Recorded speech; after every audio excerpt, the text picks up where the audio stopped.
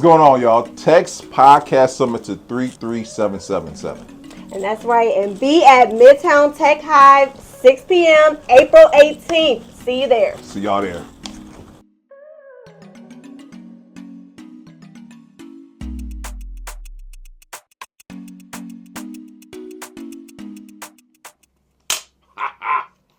What's going on, y'all? Welcome to the Pub Experience. And we got another great edition for you guys tonight. We have Miss Skye Griggs with us tonight, and she's going to tell you, yes, you, how you can start your own home health. Yes. Yeah, Thank you. You got it. Yes. Thank you. And y'all know we got Miss Brittany here. Hey, y'all. We got Steve doing this thing, That's and right. y'all already know who I am. So without further ado, how you doing, Skye? Hello. Thank you for having me. Absolutely. Yes, ma'am. Definitely my pleasure. So, hey, y'all. Yes. And let me tell y'all something. Let me give y'all a backstory. I didn't know Skye since she was what, 14, 15? Yeah. Since she was A baby. A baby. And I'm proud to say this young lady is an entrepreneur. That's Yes. right. So very proud of you, by the way. Thank you. I appreciate it. Yes, ma'am. So let's start from the beginning, shall we? Okay. I already know your hood, but tell the people what hood you represent. So I grew up on 185th. But before that, I was from 123rd of St. Clair. Okay. So started there, migrated to 185th, and that's just where I sprouted from. Mhm. So I say the 185th area. Okay, shout out to one. Euclid. Yeah. So okay, and I know Lil Skye, but where did the entrepreneur, how can I say, the idea of being an entrepreneur, where did it start for you? Was it always innate in you? I think it was embedded since birth. I'm gonna say that. Come from two parents who are hustlers, and just seeing my mom. Yeah, seeing my mom do a lot. I would be, 5. She was selling baskets on the corner, and we out there selling baskets and stuff. So it started from a very young age. But I think what really pushed me to it was life. My great grandmother Lizzie.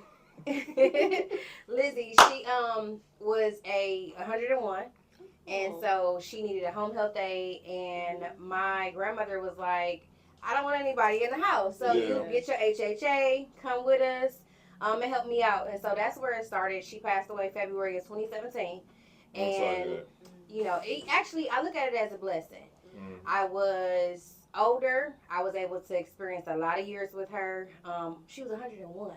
101. That's a blessing. Yeah, that's a blessing. So it wasn't a sad thing. It was a celebration to be able to be like, okay, I had my great grandma for some time, and she was able to instill so much into us. And so after she passed away, I wanted to keep her legacy going, and that's when I came up with Lizzie's house. And the rest is history. And real quick, what's the HHA for those who don't know what that is? So a home health aide is someone who goes into people's homes and they assist with personal care assistance. Nothing skilled, so everything is just very non-invasive. Helping them with baths, bathing, all the little amenities, housekeeping, things like that. So you don't have to have credentials. Let me throw that out there to do it. A little bit of experience helping your grandma or your mom at home can allow you to get a job. And a lot of people don't know that. And so, it really takes the fear of, can I apply here? Can I not apply here? By knowing that just with a little bit of experience, some help, some training, you can be able to get a pretty decent career. So that's how it starts for a lot of people, HHAs, and then they make their way on up. Yeah, okay. So for you, where does your journey begin, though? Because, as far as so you seen what happened with your grandmother. When did you say, okay, I want to make a business out of this? Or because I know a lot of entrepreneurs, they'll have a job here, they'll get skill set here, and they'll I can do that on my own. Where did the transition happen for you? So I started as her HHA. Okay. So I transitioned from that to STNA, which is a state tested nursing assistant, and I loved it. I fell in love with it. I actually was working at a Fresh Catch. Get out of here. Yeah, on 135th. I had just came back from college. College just didn't work for me. Came home. Long story short, my grandmother said, she was one. She retired as one. So she said, I'm going to pay for you to go to STNA school. I'm going to take your last check. I said, okay. Took my last check. She sent me to STNA school. And so I went from HHA to STNA working within the nursing homes. And that just opened up so many doors for me because visually I was able to see what all I could accomplish being a nursing assistant. And so, So let me ask you this, because I'm squeamish. I'm gonna lie to you.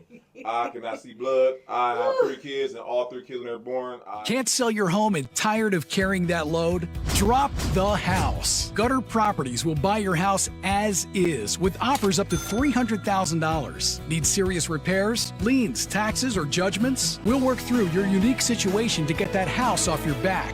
During your free, no obligation appraisal, we maintain social distancing and take every precaution to ensure your experience is safe. Drop the house. Gutter Properties. Call us or visit gutterproperties.com today. Did you pass out? I almost did. I found out a condition where I cannot see the blood. So, oh my goodness. So, what would you recommend for someone who wants to be get into the medical field or be a SNA or HHA? What skill set do you think they should possess in order to get into that field? I would have to say compassion is number one. If you don't have compassion to help others that are not related to you, you don't know from a can of paint, don't know their story, it's really not the field for you. Mm-hmm. You have to truly desire wanting to help others. And that's where it starts, because once you have that desire, everything else will kind of fall in place. Yeah. So, that's the start there. I mean, within the STNA field, HHA, there shouldn't be a lot of bloody situations. But if you just can't take it, I probably wouldn't suggest it, because you do have clients that you may have to assist on a further level, with bowel and things like that. And so you don't want to not give them your all or help them with everything that they need because you're scared of it, which is fine. But there's other things in the healthcare world that you can do that doesn't, require you to be hands-on. So, No, because listen, like I said, I know my limits. Right. Right. And I just know me. I can't imagine. You know what I'm saying? Like I said, I have the compassionate part, but the medical part is where I'm like, But like I said, there's so many other ways other than being in the field that can help and, help clients do a lot of stuff. So like there's social work. There's wound nurses. If you can just deal with a wound and just that alone, there's just so many little things that you can do. There's transportation. There's meals. People don't know that there's so much stuff you can do in the healthcare world, or with Medicaid, and be able to assist a lot of clients. It's just a lot. So if HHA and STNA doesn't work for you, I just always tell people, do your research, find out what all you can do to get in that field without, you got billing and coding, you got to be able to pay the employees and things like that. So there's so much you can do, but still be in that healthcare world. So that's good. Yep. I have a question. Yes. Stop the kid, y'all. I have a question. And that was, of course, on the top of my mind when you hit on compassion. Because I know that, it really takes that type of mind frame to deal with people. Like you said, it's very important to have that. You have to have it. Have you ever been in a situation where maybe you hired someone and you felt like through their interview that they were fit the job and they would do well, and then you may have seen their bedside manner and felt like, that's deep. Yes. Absolutely. It happens a lot. And you can't pick that up from an interview. No. Wow. Because of course, in an interview, they're going to tell you they're this great aide, they're this great person, HHA, they have all this experience. But sometimes you come across ones that really don't, and it's about a paycheck. And I do understand people have to make a living. I do get that part, but like you said, you have to have compassion. And so once I get a lot of complaints, or I'm doing check-ins and I'm just noticing so many things, you sometimes hate, and this is people really don't like to say, but it is what it is. Your client comes first. And so when you're in a situation where an aide could be doing things that just doesn't go with your morals, it doesn't go with what you stand for, you have to put rules in place. And so there's write-ups, and if we get to a certain amount, there's termination. And so people don't understand. It's not just about being late. It's not just about, calling off and things like that. There's other things that comes to play when you're taking care of somebody's family. And when it doesn't work, you have to know as a owner, as a supervisor, when to pull them away, because you're ultimately responsible. And so if you notice things and you don't do it, you know, in that moment, and then when something happens, you're like, oh my God, but you should have handled it when you synced it. And so that's the responsibility that you take on as being a provider. So. And that's why I brought that up because, you know, I know that you have to, especially with you are running your own, you know, so I know that you have to deal with making sure that people care, you know, and like you said, it's very unfortunate that, and especially as a young lady, you're looking at it like, okay, I'm in the medical field, I'm about to go in the medical field, I'm going to be dealing with people in a medical capacity, but you absolutely have to have compassion, because otherwise, you know, I just always feel like, because I'm in the medical field, I'm a respiratory therapist, I always feel like, and I see it in all medical field. I see it in all capacities of the hospital, of clinics, of whatever. And I look and I just feel like, you know, my main thing is to say, you know, how would you want to be treated? Yeah. Like, how would, this is not walking into a store and you expecting the best care. Well, this is someone's life in your hands. How would you want to be treated, period? And, you know, I think that's a good question that people should ask during interviews, during coming into the hospital. Like, how would you want to be treated? Well, that's how I expect you to treat my business and my patients who, again, come first. Absolutely. Absolutely. That's a very good one. So let's go back. So let's talk about when you started your home health business. Like, what did that look like? Kudos. Thank you. That's fine. That was scary. 2018, I was ready, and the only thing I knew was I needed an LLC and an EIN. That was all. That's all you knew. That is all I knew.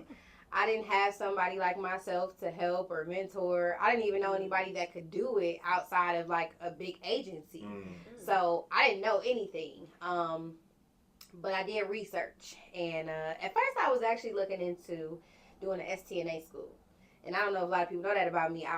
My first thing was to go to nursing school, give me an STNA school started, and then go from there, because I wanted more STNAs to be like me. Yeah. And so I was like, okay, nursing school is not working. Fast forward, I'm doing this research, and I come across non-medical. That opened up the biggest door of my life. People are normally looking for medical or skilled and things. Those words are so different. And so when non-medical came across, I started researching what non-medical meant in the state of Ohio. And then that just was like, boom, okay, click. Call this person, call that. The state knew my name. I was calling, yes. Okay. Once I found out what the differences were and was getting the right numbers to call, I wanted to make sure that everything was correct. And so I got my first client after posting on Facebook.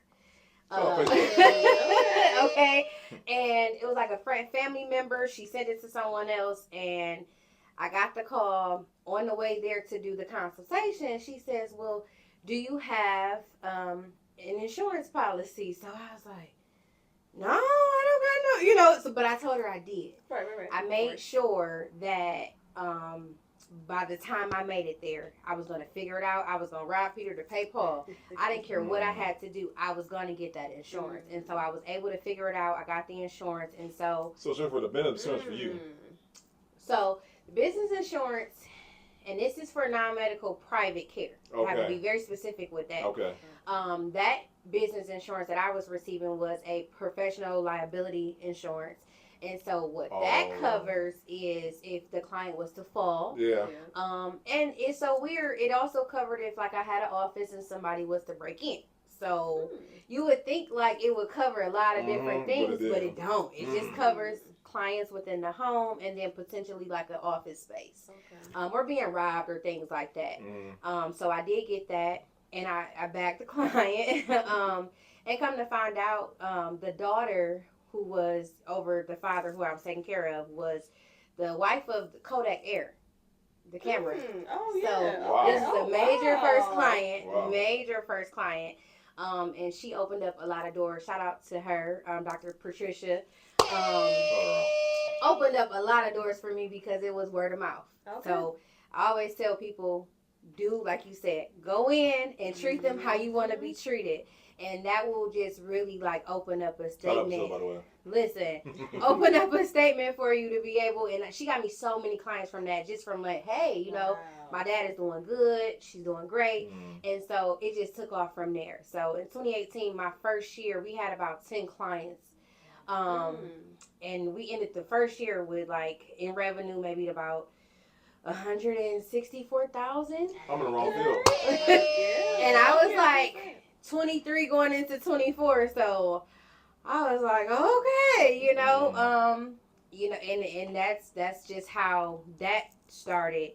But along the way, making mistakes. I'm glad you said that, Skye. I want to talk about that. You need the honesty. Yeah, I didn't know. Like the insurance policy, we need to know. A lot of people, and like I teach classes, so Lizzie's House Academy, we ended up branching out doing that. A lot of people really don't know everything you're supposed to have. And so I was one of those people. And like I said, I didn't know I needed insurance until I got there. I didn't know until I started hiring people that I needed workman's comp. So all these different things started to come about within that first year. Even down to a client not paying because the aide car had leaked some oil. And I'm like, well, what am I supposed to do, you know? And I'm like, I got insurance, but they didn't want to use it. You know, there's so many things that you just don't know. And so I was able to figure out by the end of that year all the credentials that I had needed. So I had my LLC, which is my state license, my EIN, which is my tax identifier number, and then I had to get workman's comp because I started to hire people. And then we had to get our professional liability insurance. And at the time, that was it. Yeah. At the time. You hear me say, at the time. Now in 2024, things have definitely changed. You need way more than that. So because of the pandemic, why things changed? What transpired to make to need more? I don't think it was a pandemic. It definitely, in my opinion, state don't get me. Oh yeah. It definitely was a money thing, if you ask me. Listen.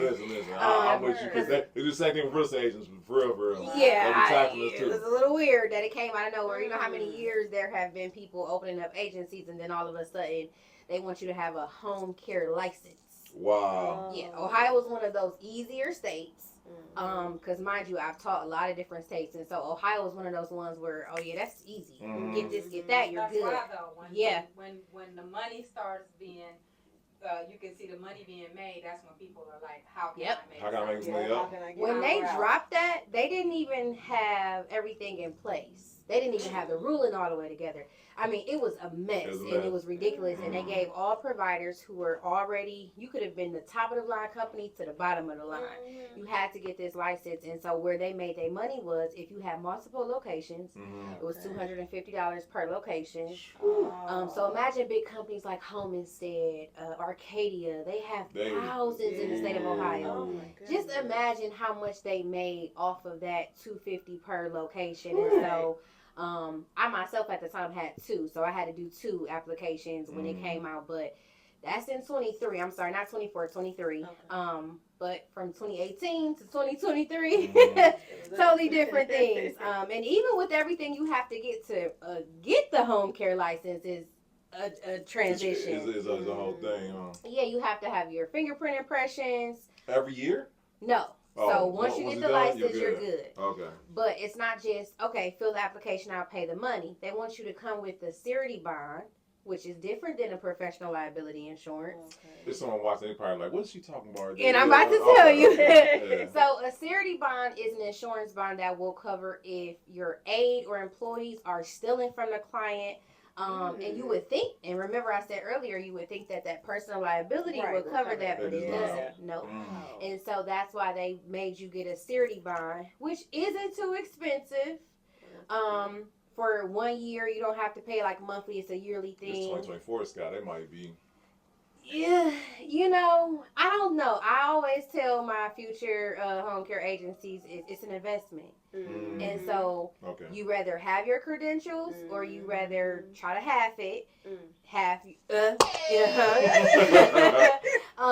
and then you're in a situation that you can't afford it all. It's better to have it not needed than needing to have not have it. Absolutely. So the insurance, the surety bond is about $158 for the year. Over time, though, over time, as you grow, your number will grow. So when I first got it, of course, it was around that price. So we're like paying way more than that in a year now. So we're probably about $348, $400 a year. Okay. But I mean, in a year, it's okay because even though I haven't, I'll take that back. I have had a theft case, multiple in the city of Elyria. So none in Cleveland, Ohio. Shout out to my Cleveland aides, okay? My Cuyahoga County, we've never had that problem.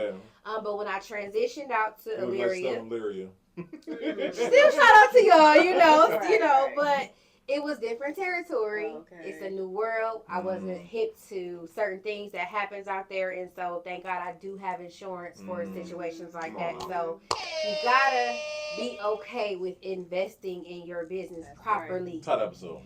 Properly, okay? Because again, if something happens, you can't afford it. You just, so I'd rather you take the time, plan it. And so in my program, I always teach people, take your time. You don't have to rush and get everything at the same time. Break it down. If you're still working, don't quit your job. Please don't quit your job. Take a little money out your check or make a list. Okay, I'm going to get my LLC this week. In the next 2 weeks, I'll get this. Break it down because it's not going anywhere. But you want to be prepared and structured properly. That part. Thank you so much for saying that. Thank you so much for saying that because I always say, like, your business runs off more than just your dream. True. And like you said, you don't want to get caught up in a situation where it's like, what happened? And I'm supposed to do what? Like, you cover that butt, cover that butt. It's always better in the long run because you're gonna make the money if you're doing good. But you gotta make sure you have everything that you need to run properly. Absolutely.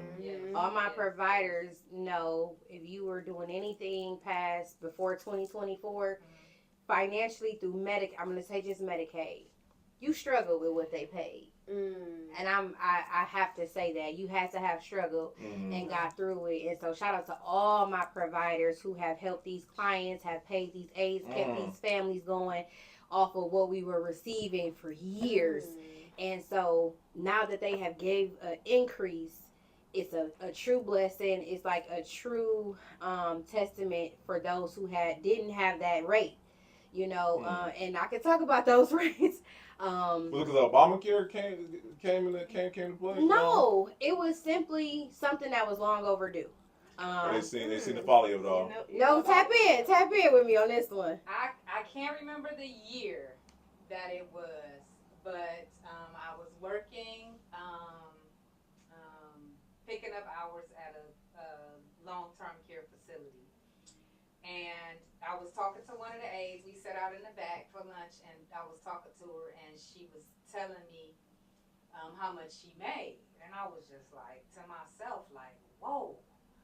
And then, like, I remember when I was just like, we had a whole conversation of like you guys take care of our parents, you guys take care of our grandparents. Like, this job is very important. Everybody has to get old.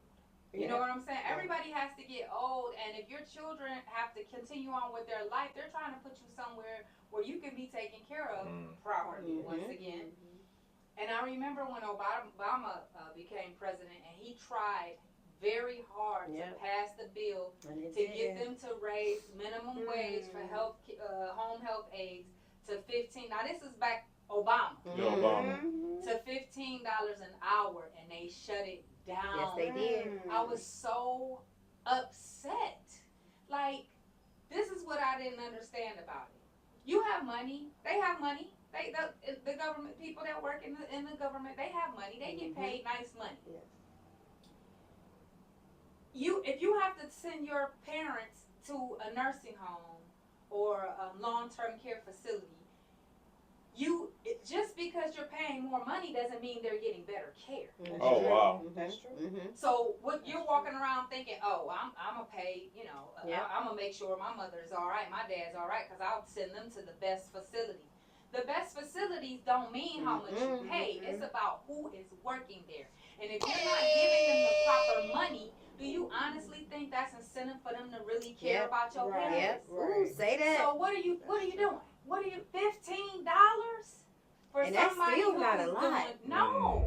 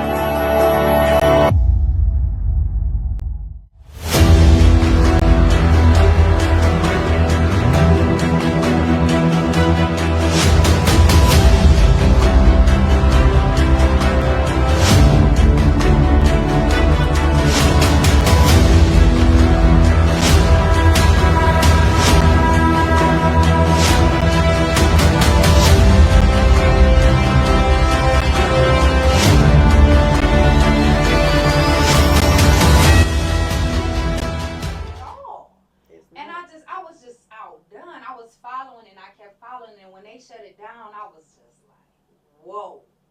And that like, was, who are you was going to he in give the office? money to then if you don't give it to them? I know that's crazy. I don't, yeah, 2016. Yeah, 08 through 16. Okay. Yeah, 08 through 16. So how long in ago the was that? beginning. And we're in 24 Yeah, now. Exactly. That makes That's sense. a long time. Exactly. That's a very long And time. I'm so glad you brought that point up because that was a struggle. I wasn't even, I was still in college around this time in 2012, so I didn't even like know what it was to, I was working for $11 an hour when I started at 18. First shift with 16 to 20 clients to myself at the nursing home. And $11 to me at 18 Oh, you seemed, balling. Right, What? yeah. Right. I thought that was a lot, but as you wear and tear on your body, Yeah. as you see that your coworkers is 70 something plus years old still doing the work that you're doing, only Wow. making 20 Yeah, and been there for years, Absolutely. you start to see something got to change. And so that's how, other than the life situation with my great grandmother passing and just keeping her legacy going, I was tired at 23. I mean, I love what I did. Oh my God, some days I wish I could go back and be an aide and just, you know, put what I used to put out because I enjoyed it. And so when you enjoy your job and my clients will remember, oh God, she's back, it's her day back, you know. And that's the love I wanted to always give to my clients. And so you miss that when you're a true caregiver. Absolutely. But you had to go through that experience, and a lot of these nurses are overworked, a lot of these aides are overworked, understaffed. Yeah. And like she said, they're not paying enough and they still want you to work twice as hard. Right. You're literally going in nurses they are on the cart with 20 plus clients to pass meds, and then they're upset if they miss a med at a certain time, or they're upset if an aide can't get to a person to change. I mean, we are still human, you know, we're not robots, and I mean, it's very hard in this field. It's not an easy field. It's not anything to play with, and that's why compassion comes first, because sometimes you're gonna have moments where this ain't worth it. Yeah. I want to walk off, but I know if I do, there's nobody to make sure that John Smith is taken care of, or Jane Doe is really cleaned properly, and that's where that compassion kicks in when you are at your worst. And so the increase that they have been able to give going into 2024 was immaculate. So if we want to talk numbers, we can talk numbers. Nice. I'm so happy to hear yes. that. Yeah, that's good. So I don't know when Ohio Department of Agents started or any type of Medicaid thing, but back in the day till up until 2024, January 1st of 2024, your first hour was $25.34. Every hour after was $16.84 an hour. And you have to take that as a provider and pay an aide. Oh. Yes, that's not what you're just receiving. This is what you're receiving as a provider. Okay. So I still have you to pay an aide. I still have to pay an aide. So that leaves Why between. my brain didn't click just now? Yeah. Oh, we're talking about. Right. I think you talking about the aide themselves. You talking about the No. provider. You. Yes. The provider. Wow. So So- you have to take that and pay still somebody portion out it of out. that. Yeah. So make it clear what a provider means. You do have independent providers who work for themselves and they take care of clients through under Medicaid. But then you have agency providers like myself who they're pretty much the middleman. Mm-hmm. So I hire the aides, I send them out, I coordinate the care, and I do all that stuff. I have to pay them, and Medicaid pays me. But Medicaid was only paying for the first hour, not every hour. Right. For the first hour, 25, 34, and then every hour after, $16.84. I'm trying to figure out what I'm sorry, but How did we survive? right. That's a given. That's Yeah. a given right there. But what made them start at that number and then go down like that? What was their What's the reasoning significance behind between the doing hours? that? Honestly, I don't know. I wish I could tell somebody what was their thought process in that. But that's why when Obama tried to push for 15, that means they would have had to go up. And so that would have trickled everything into place, but it didn't go through. So shout out to Mark DeWine. He actually was able. Well, you know, Well, yeah, I mean, No, in but- this instance, I'm Right, gonna right, say right. shout out, and it could be other things that he doesn't do correctly. But I know that this was long overdue. So, yeah, Oh, yeah. Oh, This yeah. was something that I could say was correctly done. And so in 2024, they pushed flat rates. It wasn't a difference. $28.96. Okay. Mm. And so, don't get me wrong. It still could be more, but I'm not a greedy person. I'm compassionate first. And that's where if you go from a compassionate caregiver to now a compassionate agency provider, you work with what you get. Come on, spit them bars. You work with what you got. And so now I'm able to give my aide to increase in pay. You know, starting off for years, I was only allowed to do $11 to $12, or we wasn't gonna make it. Yeah. I couldn't do more than that. And so it wasn't really exciting to me that they were going up so I can make more. It was more exciting to know that my aides can come and get more. Come on now, Skye. And that was like, come on, y'all. You know, it just made you feel good as a provider because I've heard a lot of stories.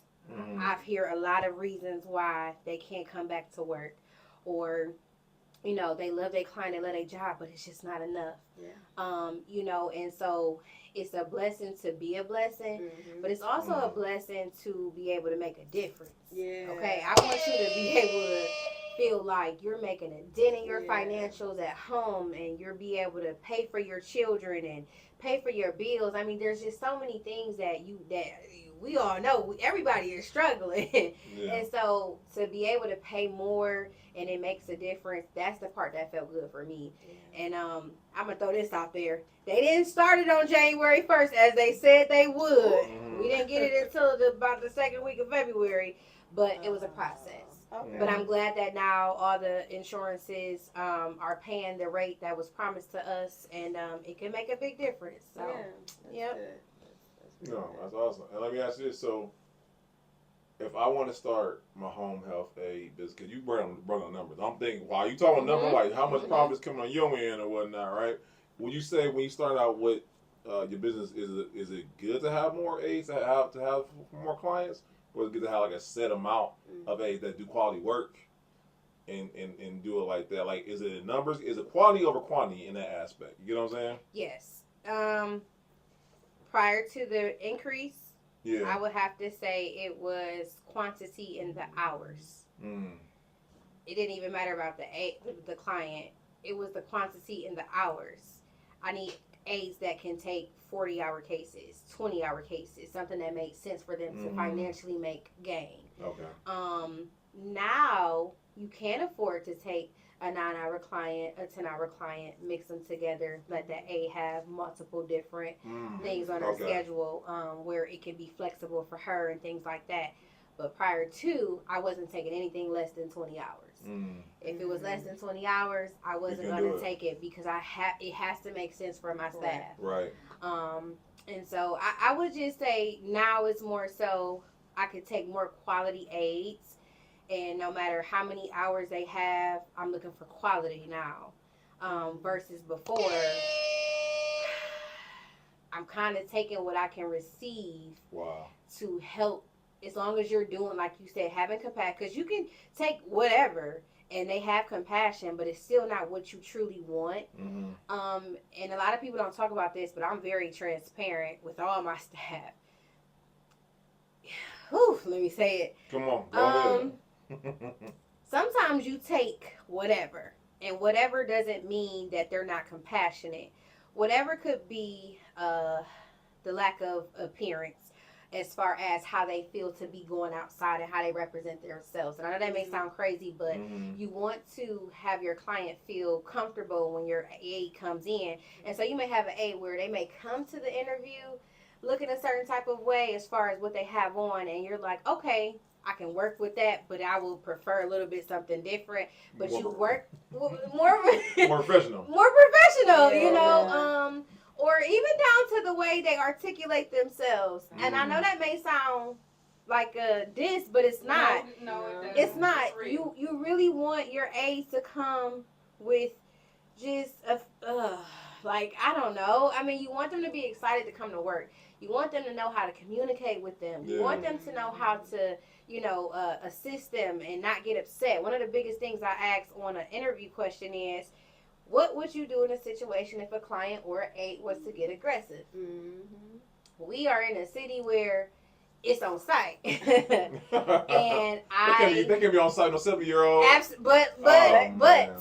you have seen a lot of things on social media and things like that where instead of pop. no, listen, Pop pop may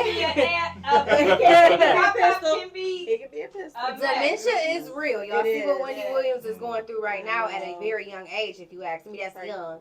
Yes. There's 70, 60, 50, 60, 70 plus people that are struggling with dementia. Yeah. And dementia can go a lot of different ways. Sometimes you're not violent. Sometimes you're violent. Sometimes it's, you know, you're sundowning, which is, you know, you think it's time to get up, but it's really time to go to bed. There's so many different aspects to dementia and Alzheimer's. And so what people don't understand is you have to be able to connect with them. This is a field where outside of compassion, you have to have intelligence, you have to have knowledge, and that's why continuing education is very big within your agency to make sure that your aides are still learning outside of just going to work and taking care of them. That's good. Because like I said, if Pop have a moment and he goes off, how do you handle that as Don't be pop. Don't do it. But you have some people that will forget for a second that Pop is just not here. Yeah. And so you arguing back with him, and, you know, that's where I say sometimes you take whatever to just get to the next round. But now I can look for quality because I can pay better. Come on now. Okay? And that's where, you know, that aspect comes into place. And that's where the beauty of that raise come in. It's not just about us as providers making money. Of course it's for us too, because we have to survive too. We have to keep this ball on the road. We got to keep the lights on. It's a lot of programs and overheads and taxes. It's just so much that we have to pay. So of course it's good for us, but it really opens up a lot of doors for our staff. That's good. Definitely. So let me ask you, what do you feel like is the biggest misconception people have with having a home health aide? That is easy. That's easy? That is easy. I mean, I get that a lot. Like, people... There's phone calls and... Yeah. I think people really think that it's the easy business because all you're doing is hiring an aide and sending them out. Absolutely not. I don't know why I thought it was that. No. It's so much in between. Providers, home care providers, we're not just coordinating their staff when they're not getting food at home.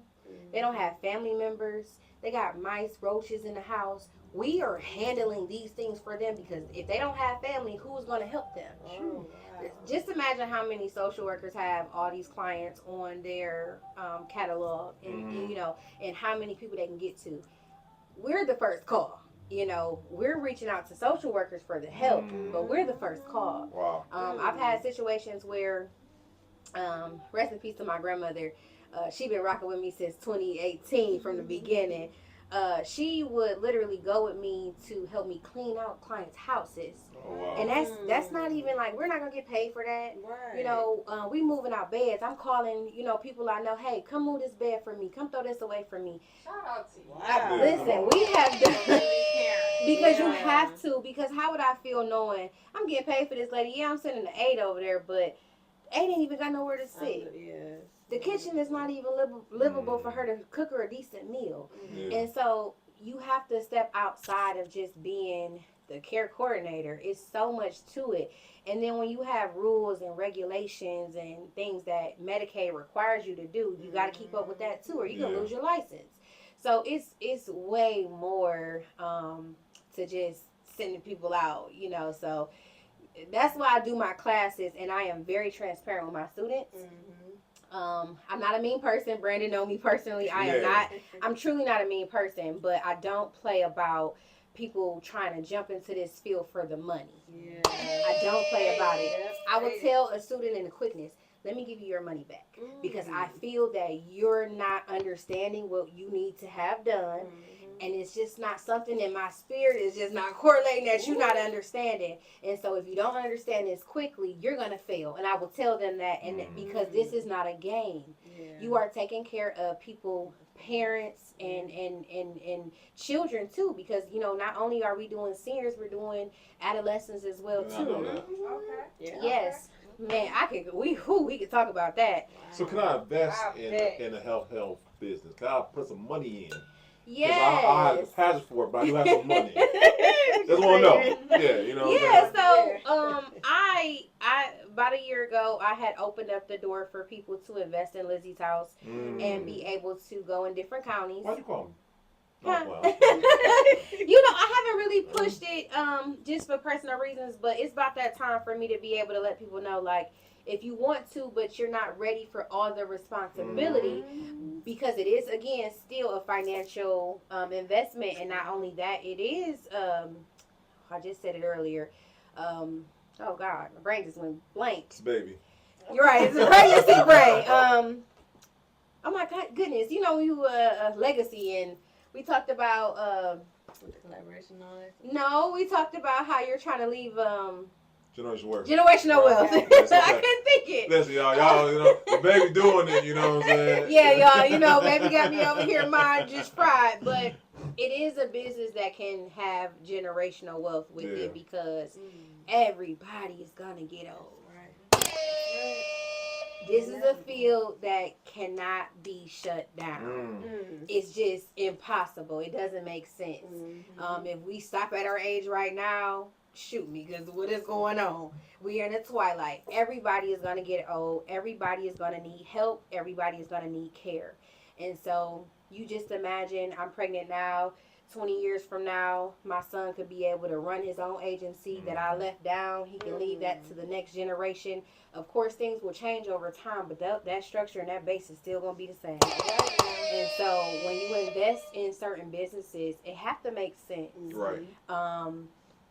It just got to make sense. I know for me, it just got to make sense. And so we're working on some other things to be able to create more generational wealth and things like that with, like, so right now we're with ODA, which is Ohio Department of Aging. And so we're assisting seniors from 55 and up. And so last year, and we can talk about it, last year my great-grandmother and my little cousin passed away in a house fire. It was very Sorry. unexpected. And Sorry. thank you. And life was life. Yeah. But in that moment of life, and I still wanted to take another legacy too. My grandmother, Annie Brackens, and I gotta say her name, she instilled so much into me. If it wasn't for her, I never would have went to STNA school.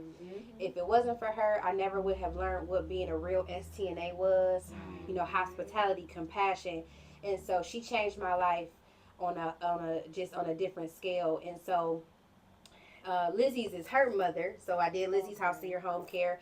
And so when she passed away, I had Lizzie's house open up Annie's house, healthcare services. So we're transitioning and opening up a sister company to have DODD, which is Department. The abbreviation So again. DODD is Department of Developmental Disabilities. So MRDD for short. Okay. And so we'll be able to send out aides to take care of MRDD type of patients that range from 18 and above. And so that will open up a whole nother entity of Medicaid for us. And so shout out to all my providers, man. DODD, ODA, ODM. DOGG. It's just so many different providers out here. Shout out to everybody. Because it's not easy. Yeah. You know, we talk about trying to juggle personal with business. And, I've had moments where I'm thinking I'm about to lose it all because money funny, billing isn't not coming in correctly, and people don't really talk about that. My first year in Medicaid, I didn't get money for the first 9 months. Ooh. And I had clients that had 40 hours. And so thank God that I had private clients as well that was helping me be able to sustain. Right. And I had a very good family. Shout out to my mom, my dad, my uncle, my cousin, everybody, because they believed in me. And so it was like, we don't want you to fail. We're going to help you. So I was able to, get that money from everybody, keep it rolling, pay everybody back, and get on a good track. But that was the hardest 9 months of my business. Wow. Imagine never having an issue with money for the first 3 years because you're private, making your own rules, and then going into an institution dealing with Medicaid, and they have, it could take us to 30 days to pay you. It could take, and it took me 9 months. So I always tell people, my story may not be your story because there's so many things I could have done differently to avoid that. But you learned, though. But I learned. Yeah. And so I tell people, even when you get to a moment where maybe Medicaid moving slow, don't give up. Figure it out. Maybe have to scale back on clients for a minute. I don't know. Figure it out because it's worth it in the end. It's worth it in the end. And so now I'm going into my 4th year with ODA, Medicaid, and I have no problems with them. I'm getting paid on a weekly basis. I'm able to pay my aides with no issues. But you do go through things, and I'm just here to tell you as a provider, do not give up. And so when life is life and you're going through things, we talked about this earlier, be okay to pull back. Come on now. Be okay to pull back. When they passed away, I was like, I don't care about nothing. But again, that's where compassion come in at, because no matter what I had going on, I still had clients that needed to be taken care of. Yeah. And so a plan should always be in place when you have a business like this that people depend on you. So shout out to my team. Shout out to my service coordinator, okay? Latricia Brown. When I tell you she is my rock, she is my right-hand man. And no matter where I am around this world, she's right there, and she's making sure that my clients are still taken care of. My aides are satisfied. And so shout out to her and my secretary, Diane. You have to have a team. Yeah. Because you fall short sometimes. Because you're human. Right. And so having plans in place and being able to just hold it all together and, just having a good solid team behind you, you can take that break back a little bit and be able to just breathe, I'm very open about it. I went to therapy for the first time in my life at 29 years old. Because the grief was just too much. Yeah. And so therapy has really helped me, just learning how to navigate through things differently, learning that sometimes business isn't everything. You have to make sure you're taken care of first Come on, say it. to be able to continue. And so I just thank God for my trials and tribulations and just going through what I've been through, because it just makes me a stronger woman every day. And it makes me go hard for the ones that we've lost, because I know that they're proud. I know that they're looking down, and I know that this is what is expected of them from me. So Come on now. that part, that part. Well, listen, Skye. We talk about the past, talk about the present, talk about the future. What does the future hold for you, other than baby boy? What does the future hold for you and your business? Definitely, I'm going to say expansion. Come on, franchise out the joint? Absolutely. Come on now, Skye. Put me on. Listen. Put me on that list. Okay, and so let me just say this to all the viewers out here. If you are looking to do a home health agency and you want to invest into it, definitely hit me up, okay? And so we can always talk about the possibility of getting that done. I want to expand a lot in Ohio. and do that route. But I also am looking to go into other states. I'm sorry. Arizona is one. Okay. Las Vegas is one. Little do people know. You got to know your stuff and do your research and know what's good for what you're into. So going out to different states is one of the biggest. Well, Florida got a very large, older community. So I have an ebook for Florida on how to start your own home care agency. Okay. It's a very easy state as well. But to me, in my opinion, I'm going to say my opinion, it's kind of a little oversaturated. Oh, wow. Because it is a retirement state, there's a lot of home care agencies, and so you're tapping into a market that is fully tapped into. Okay. So I would suggest if you're from the Florida area or you're looking to relocate to stay there, then you can take that on. But if you're like a person like myself who isn't ready to leave, your state just yet, I wouldn't recommend it. But I definitely would say future just holds definitely more financial gain, more structure, more exposure to great aides. Okay. To quality aides, to different cities and other organizations to partner together to be able to really take care of our community. Come on. I used to do a lot of, community events, and I want to bring that stuff back. Just giving back to the seniors, PPE protection and things like that. Like, those are big things. I know people are like, oh, COVID is over. No, COVID is still pushing. My mom had it a couple weeks ago, and I mean, it's real. And just imagine seniors out here who don't have help, who still have to go outside and do certain things for themselves. When they get sick, who's there to help them? Going to these events and giving them like PPE and things like that, really helps them. Hand sanitizer, masks, just those things that I want to be able to get back into where we can really, really make a difference for our community. So that's what the future holds for us. Me and little CJ here. We working. That's up. And as your Uncle Beezy, I'm very proud of you. I got Thank to say. you. I appreciate it. So yes, I'm so proud because you be in the store in there with your little friend buying up the store, and little Skye here doing her thing. Right. But so we're gonna get to our simple questions though, Skye. And like Okay. we said off camera, we're gonna ask you in front of the camera. Okay. But as you know, we started this podcast off the notion that Cleveland has not always been known as a collaborative place. In your opinion, how do you feel you change that narrative? So I think that I'm kind of on a good track with making it more collaborative by, I know this may sound crazy, but doing my classes. There's a lot of gatekeepers out here, so by Boo. me, right, boo to y'all. But being able to be that experience and that help to the next person that I didn't have. Come on now, Skye. I think that's my biggest thing. Being able to open doors for the next person, even if it has nothing to do with you. Wow. Of course I do charge, okay?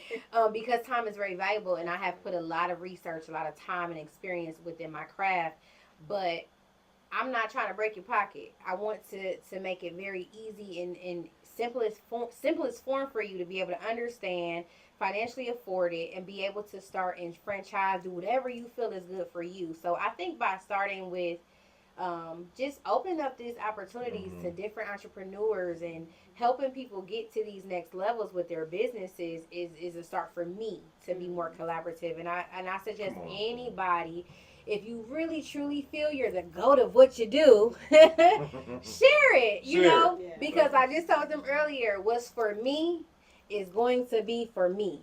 So no matter who I help, who I show things to, who I give information for, God has a plan for me. And so the plan that he has for me is not the same that he has for you. So I'm just here to tell it. Give up that information, sis. It's okay. Give it up. Give it up, okay? Come on now. All right, listen. All right, so with that being said, who is someone you would like to collaborate in the future with?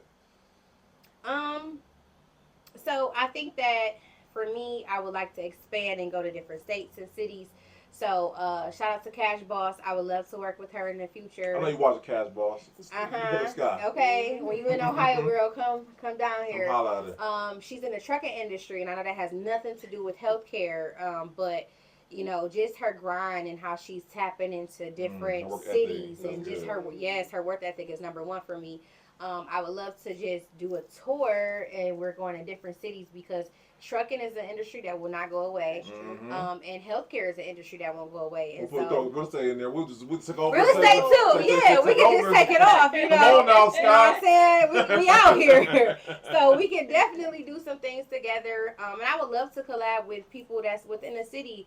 That would love to collab with me. So my Instagram stuff gonna be at the bottom. Oh, don't Okay. worry. Look, but at the bottom, click that link, and we can definitely collab. I'm definitely open to working with y'all. Come on now. All right. All right. Well, you have given us so much information. That's right, Like girl. I said, you have I've been hitting this definitely thing all night. 10 toes down in the grind, and I know that your biggest thing is that you definitely want to create that generational wealth. Absolutely. Because generationally, at some point or another, we all have to leave this earth. Mm-hmm. So when it comes to the legacy for you and the legacy for your businesses, what would you like for it to be?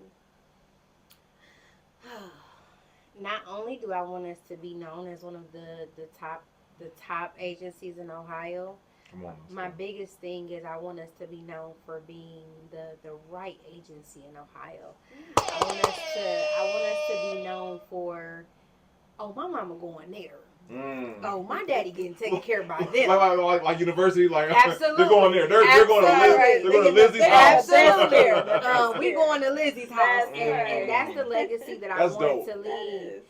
Everything isn't about money. It's I want a true legacy where when people pass away, be like, oh, don't be faking how you tell the truth about me. Right. I want my business legacy to always be the truth. That's And good. I want the truth to be that we took care of our clients. We did the best by our aides. We were able to expand and open job opportunities in the city and really make a difference. Scott, you ain't playing that. You came prepared. I can't prepare y'all. You was not playing. No, I wasn't. Because this is real. This isn't made up. This Come on now, Scott. Let's talk about it. Come on. These are things that I have said since day one, and I have may fall short of certain things along the way. But God knows my heart, and He know my work ethic, and He know that no matter where we may fall short at, we're gonna pick back up and keep going and pushing harder. So, these, like I said, this is real. These are things that I'm striving for every day, and so even when the days get slow, y'all better just keep pushing and do what you gotta do, because it's gonna happen. That's right. Okay. All right now. Well, girl, you have given us so much. You've given us so much. This has been such an enjoyable Absolutely. evening. Shoot, you got me gear spinning like shit. I'm about to invest. Definitely tap in, y'all. Tap My in. goodness. I'm gonna go back to my STNA days. Listen, girl, listen. But no, in all seriousness, this is probably the most challenging question because you've given us so much information. Now it's time for the viewers watching, if you had to kind of condense it down to three key takeaways, what would it be? Come on, I've been like to think of Scott. Come on now. Okay. Number one is definitely don't give up. That's number one. I don't care what has hit you. Don't give up. Because the moment you give up is the moment when that door was about to open for you. And I know that there's a lot of entrepreneurs that can really tell a true testament to that. Just don't give up. Yeah. Second thing is know your craft. Okay. Know your business. Constantly study it. Research it. Things change. Constantly grow within your business. Don't feel like you know everything. Constantly learn more about how you can be better. Do better. And number 3. Come on, Scott. I'm about to say, come on. It could be something you may forgot also, but you know what I'm saying? I would say, to be honest, this one is very simple, but love what you do. That's a good Love one. what you do. Because when you have those moments where you don't want to do, that love and that passion for it, it pushes you to continue and go harder. There's a lot of people, and this is no shade to anyone, there's a lot of people that may see what the next person is doing and they want to jump on board just because they see them making money, and then you wonder why it doesn't work for you because it wasn't meant for you. And so once you truly figure out, and that's where the self journey goes at, and entrepreneurship helps you find you.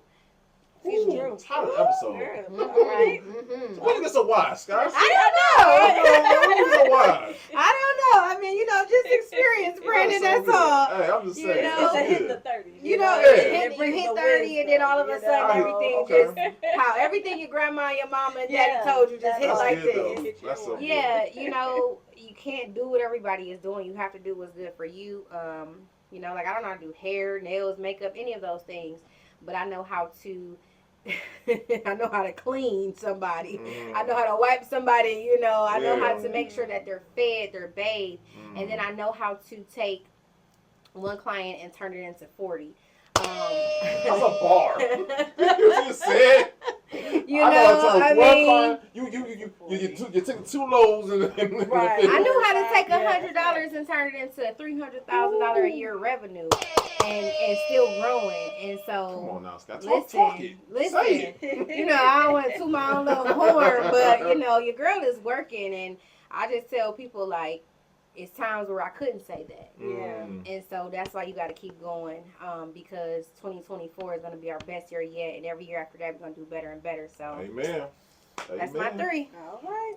And the most important question, where can the people book you? Where can they invest after I do? And all the information, because like you said, the lazy people, y'all got no excuse. They'll be right in the show notes like she said. Right. You can just watch the show. I sure do. I do. So I can be follow on Instagram at owner_Lizzie's house.